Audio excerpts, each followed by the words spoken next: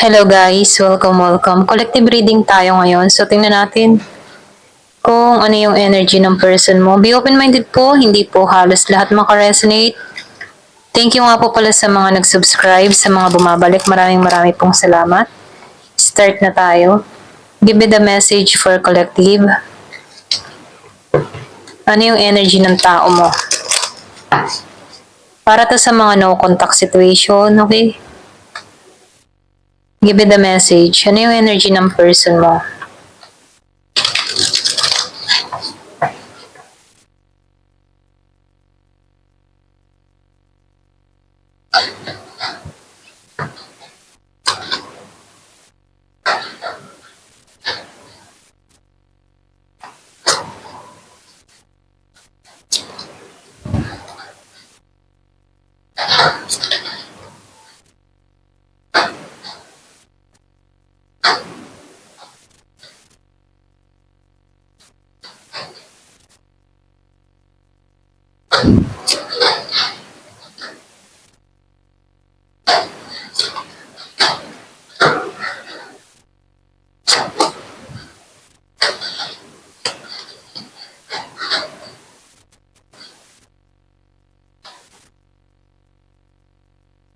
Meron ako nakikita ditong Pisces, merong Virgo, Taurus, and Capricorn. Merong Scorpio and Cancer, Gemini, Aquarius, and Libra. So, Aries, Leo, Sagittarius. Ito lang yung nakikita ko dito. So, halos lahat Pero malakas dito yung Pisces. Malakas dito ang Libra, Capricorn, and Aries. So, nakikitaan ko dito, yung tao mo dito, para siyang hindi pa rin maliwanag para sa kanyang lahat, Ito rin nakikita ko, Meron kang tao na close-minded, okay? Saradong isipan niya. So, nakikitaan ko rin dito, merong pagdadamot sa oras or pwede rin sabihin na pinagkaitan ka ng tao na to. Yung bang tipo na tao na nakikitaan ko dito na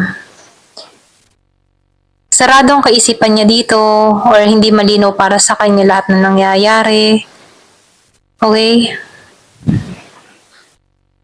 Kumbaga, nafe-feel ko dito yung tao mo dito, gusto niyang mabuo muli kayo, okay? Dito sa Ten of Cups, gusto niyang maging maayos ang lahat. Gusto niya muli ikaw makita. Gusto niya makita yung anak mo, kung may anak kayo ng tao na to. Pero nakikitaan ko dito, naguguluhan siya dito kung paano, okay?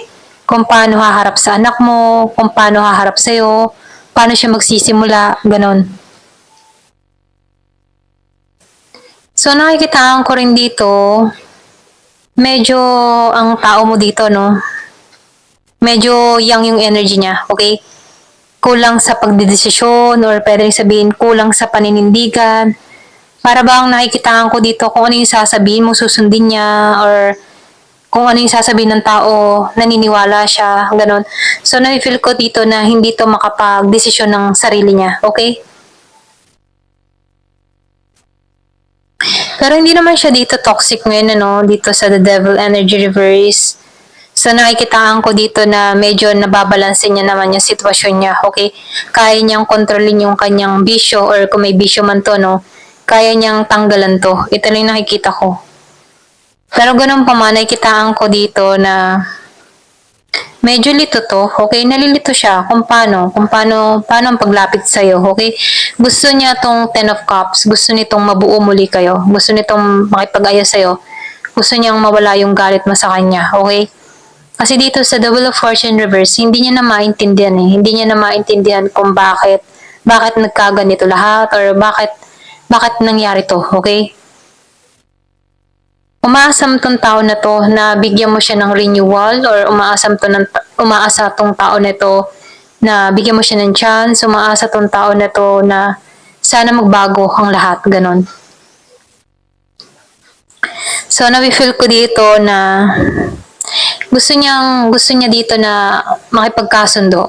Gusto niyang ayusin ang lahat. Or gusto niya na, para ba siya nagkakaroon ng panibagong damdamin about sa'yo? Ito lang nakikita ko, no? So, nafe-feel ko dito na gusto niyang maging okay kayong dalawa.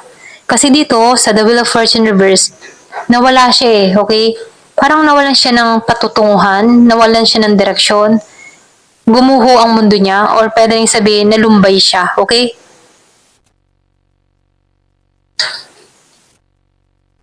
Malakas ang Scorpio. So, nakikitaan ko dito, no, meron kang tao dito na medyo siloso or nagsiselos, ganyan. Malihim din to. Ito rin nakikita ko. Hindi mo mahalata yung selos sa tao na to, okay?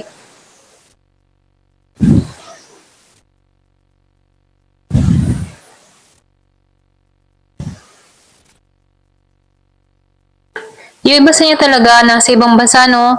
Kumbaga, meron ditong involved na nasa ibang bansa or pwede rin ikaw yung nag-ibang bansa, okay? So, meron ditong nagdadasal, merong humihiling, merong gustong maayos ang lahat, gustong maging balanse ang lahat. So, ito lang nakikita ko kung sino itong nagpe-pray, okay? May nagpe-pray, gusto niyang maging okay na ang lahat. Gustong maging matagumpay. Gusto niya, yung ba tipo na wala nang problema, okay? Gusto na ng tao na to na maging malaya sa sitwasyong kinakaharap niya. Meron pinanganak ng 12, 5, 2. So, kung madalas mo makita yung 222, okay? So, meron ditong 21. Meron ditong gusto ng balanse ang lahat. Yung bang tipong maging okay na ang lahat, tanggalan mo na yung sama ng loob, magkapatawaran na, ganun. Meron kang ganun tao, okay? Para ba siyang nag-iisip dito? Pwedeng nagmumuni-muni, nagninilay-nilay, ganyan. May isang bigla, yung parang mayroon siyang biglang nangyari dito sa tao na to kung bakit pumasok muli sa kanya dito yung mga nangyari, okay, sa nakaraan. May nag-iisip. So, ngayon, itong tao mo, kaya ganito yung energy niya, no? Kasi namimiss niya yung presensya mo, namimiss niya yung energy mo, okay? Wala ka nang pinararamdam dito na energy or wala ka nang pinararamdam dito, okay? So, nafe-feel ko dito, miss niya yun, okay? Kasi, hindi ka na nagbibigay dito ng attention, oras, panahon, okay? Parang dead ka na lang, ganun, or ayaw mo lang talaga, okay? Ganun ka pa rin katigas sa kanya. Ayaw mo, okay? Kaya itong tao na to, alam mo yung naghahanap siya ng pagmamahal sa'yo, okay? Kaya lang mailap ka sa pagbibigay ng love sa kanya. Parang sobrang ilap mo, okay? Kumbaga hindi ka niya mahawakan, hindi ka man lang niya mayakap, makausap, hindi ka na katulad nung kilala niya, okay? Parang ang laki ng pinagbago mo, okay? Kaya itong tao nito, gusto man niyang magbigay sa'yo, gusto niyang mang ayusin, no? Takot siyang masumbatan mo, takot siya sa mga, parang takot siya sa failure, or takot siya na humarap na bagsak siya, okay? Parang yung ipamukha mo sa kanya yung pagkakamali niya, takot siyang harapin yun, okay? Ang dami niyang takot.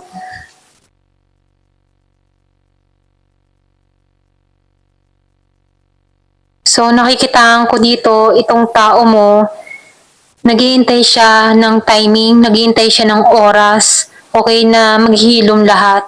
Kumbaga, umaasa na lang siya sa paghihintay, kaya nagdadasal to, no?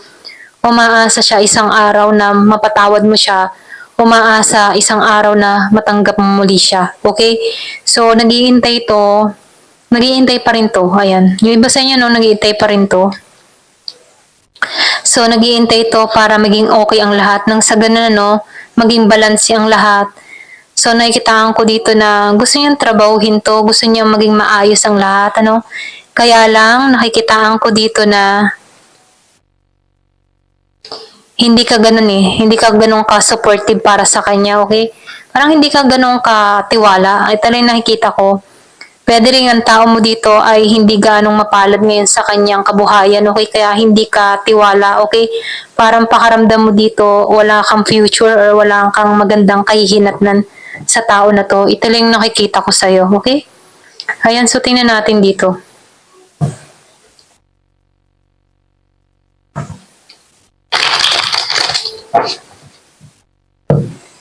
So natututo ngayon magdasal, ito lang yung nakikita ko. Natututo na siyang magdasal.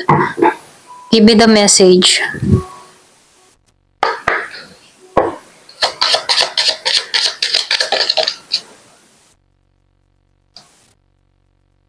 So, itong tao mo, no, nakikitaan ka niya ng happily single, yung bang namumuhay ka ng maayos, nagsasaya ka, okay?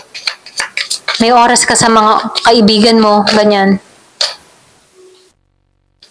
Yung iba sa inyo, nakikitaan ko dito na gusto nitong bigyan ka ng singsing, okay? Kung hindi pa kayo kasal, no, kung nagsama lang kayo, gusto nitong bigyan ka ng regalo, gusto niyang bigyan ka ng singsing, or gusto niyang ikasal sa'yo, okay? Kaya lang dito, masyado kang secure sa sarili mo, okay? Pero ganun pa man, nakikitaan ko dito na naninigurado din to, okay? Kung single ka pa rin hanggang ngayon, ayan, pasensya na kung meron kayong naririnig na ingay ng aso. So, nakikitaan ko dito, gusto niyang ipahayag yung kanyang love, namimiss ka niya, gusto niya na makausap ka, gusto niyang iparamdam or iparating sa iyo yung kanyang mga nangyayari, yung kanyang saloobin. So gusto niya mag-share ng kanyang mga ganap sa buhay. Iniisip ka ng tao na to, okay? Iniisip ka niya, namimiss ka niya, ganun. So gusto niyang ayusin to. Kaya lang nakikitaan ko din dito na medyo sabotage siya, no? Merong siyang takot, okay? Siya rin yung nagsasabotahe sa sarili niya na natatakot siya sa mga lalabas sa bibig mo, okay?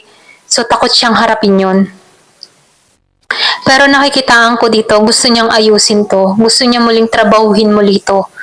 Gusto niyang i-repair muli, okay? Yung mga nangyari. Gusto niyang i-repair yung puso mo. Healing heart, okay? So, nakikitaan ko dito na alam niya na inabuso niya itong relasyon na to, okay? So, gusto niya maghihilom to, ganun. Give me the message.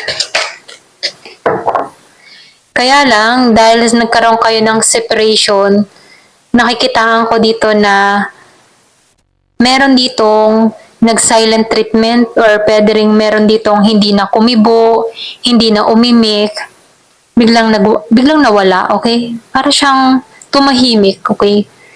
Ayaw niya ng kausap, ganon. Or pwede rin ikaw, parang kinat mo siya, ganon, okay?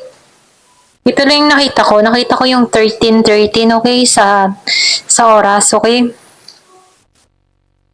So, dito, no, mirroring each other. May time na kapag nag-iisa ka, no, naaalala mo tong tao mo, okay? Biglaan mo tong naaalala. Yung mga tipo na tapos nakakaramdam ka ng bigla kang nalulungkot na hindi mo alam kung bakit ka nalulungkot. So, energy to ng tao mo, no? Kumbaga, nasasagap mo pa rin yung energy ng tao mo kasi nakikitaan ko dito na nagre-reflect ka sa tao na to, okay? So, andun pa rin yung connection ng energy nyo. Kumbaga, nasasagap mo pa rin ang energy ng tao mo at ganun din siya sa'yo, okay? Kaya kapag ikaw, halimbawa, hindi mo naman siya iniisip, tapos bigla siyang sumasagi sa isip mo, so iniisip ka ng tao na to or pwede rin madalas mo siyang mapanaginipan, madalas mo siyang maalala, biglaan. So, naiisip ka ng tao na to, okay?